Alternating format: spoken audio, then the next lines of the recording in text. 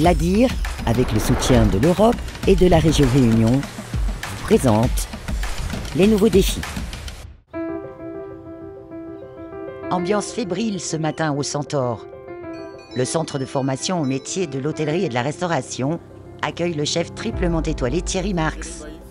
Chef Marx, très enchanté. Bienvenue au Centaure. Un événement qui va permettre aux jeunes de première année de CAP de vivre une expérience inédite en cuisine comme en salle. Pour les jeunes, ça va être chouette de travailler avec un chef mondialement connu, avec des techniques peut-être qu'ils n'auront jamais vues, et surtout pouvoir échanger, discuter avec des chefs qu'on voit qu'à la télé pour eux.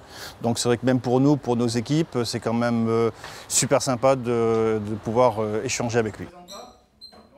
Les apprenants seront immergés totalement avec lui. Ils vont cuisiner, donc tous ensemble, une entrée et un plat à partir de la légine. Un choix du chef. Ce poisson, mis à disposition pour l'occasion par la Sapmer, la pêcherie historique aux mers australes, est réputé pour sa chair à la fois grasse et fine. Un produit d'exception, symbole des richesses gustatives dans la cuisine réunionnaise. Et la Réunion a toutes les caractéristiques pour avoir une cuisine gastronomique de haut niveau. J'irai même plus loin, parce que pour moi, tout est gastronomique. Que vous preniez une cuisine familiale, une cuisine de banquet, une cuisine de bistrot, de brasserie, c'est une cuisine gastronomique. Ce qui est important, c'est de définir avec les acteurs de la gastronomie locale l'idée de faire des chefs auteurs. Et moi, ça fait quand même quelques temps que je suis ici.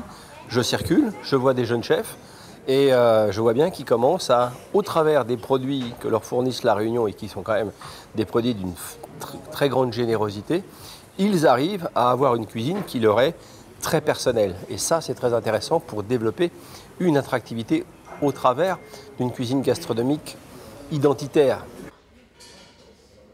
J'essaie de militer aussi pour qu'on tienne plus compte peut-être aussi des produits de la mer.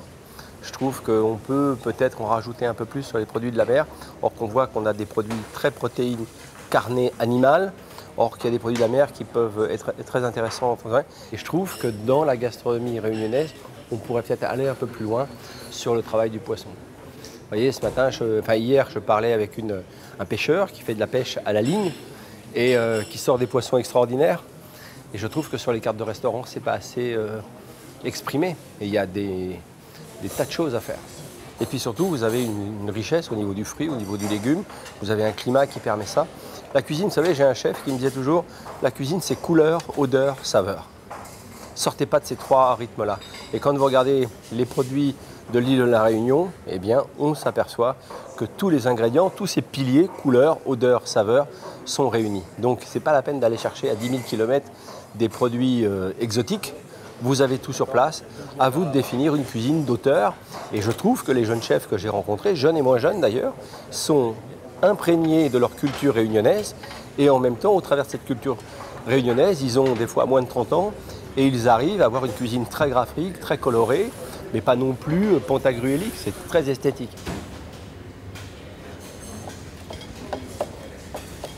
L'art de la découpe en brunoise ou encore la précision des gestes, les étudiants comme les enseignants auront apprécié les moindres conseils du chef. En tant qu'enseignant, en tant que formateur, est-ce que recevoir un chef étoilé effectivement dans nos locaux, c'est une valorisation et une reconnaissance de notre métier. C'est aussi pour nous un moyen de se ressourcer, parce qu'il est vrai qu'on est toujours dans la formation et là, M. Marx va nous apporter des petits trucs auxquels on ne fait pas toujours attention parfois, des petites choses qui permettent d'améliorer tout simplement le quotidien et d'aller toujours vers l'excellence. Quand il n'est pas au fourneau, le chef troque sa toque contre sa casquette de président de l'UMI. Dans le contexte de crise politique et économique actuelle, le représentant de l'hôtellerie et de la restauration française déplore l'irresponsabilité de la classe politique gouvernementale face à un secteur d'activité en difficulté depuis 2020. L'hôtellerie-restauration est une industrie, c'est 1 600 000 salariés. Donc quand il y a une zone de turbulence politique ou économique, eh bien les entreprises mettent le pied sur le frein parce qu'elles ne savent pas qu'est-ce qui va leur tomber. Donc ces zones de brouillard, finalement, perturbent les entreprises dans leurs investissements, dans leur recrutement. Et on entend beaucoup parler d'intérêt général, mais à un moment donné, il faut le mettre en œuvre.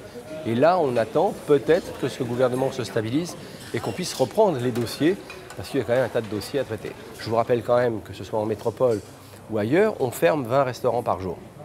On ferme 20 restaurants par jour. La situation est moins dramatique sur notre île, selon Patrick Servaux, président de l'UMI régional. À La Réunion, nous sommes toujours un petit peu en décalage par rapport à la métropole. Le président Thierry Marx a annoncé tout à l'heure qu'il y avait à peu près 25 restaurants qui fermaient chaque jour au niveau national. On n'est pas encore dans ce schéma-là à La Réunion, même si on a des entreprises qui traversent des moments difficiles et que survivre dans ces conditions-là est parfois extrêmement aléatoire. Mais nous avons encore la chance à La Réunion d'être dans un climat favorable. Retrait de la proposition de loi sur la mention « non fait maison », combat contre la prolongation de l'utilisation des titres restaurants pour faire ses courses au supermarché. Le chef, à la tête du premier syndicat de l'hôtellerie-restauration, milite en plus haut lieu pour redresser une filière en difficulté. Nous, on a toujours des problèmes de recrutement, mais on n'est toujours pas métier en tension. On voudrait qu'on développe un titre alimentation pour aider les gens en faiblesse de pouvoir d'achat et qu'on rende aux restaurateurs leur titre restaurant, parce que titre restaurant s'appelle restaurant, c'est les combats que mène l'UMI.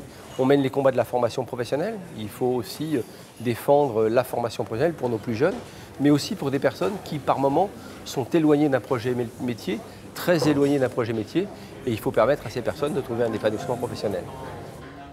Des formations plus courtes qu'un CAP, un enseignement de la gestion d'entreprise. Le secteur est en pleine réflexion pour concilier les besoins en main-d'œuvre des restaurateurs, limiter le turnover et rester attractif auprès de la jeune génération. L'ADIR, avec le soutien de l'Europe et de la région Réunion, vous a présenté les nouveaux défis.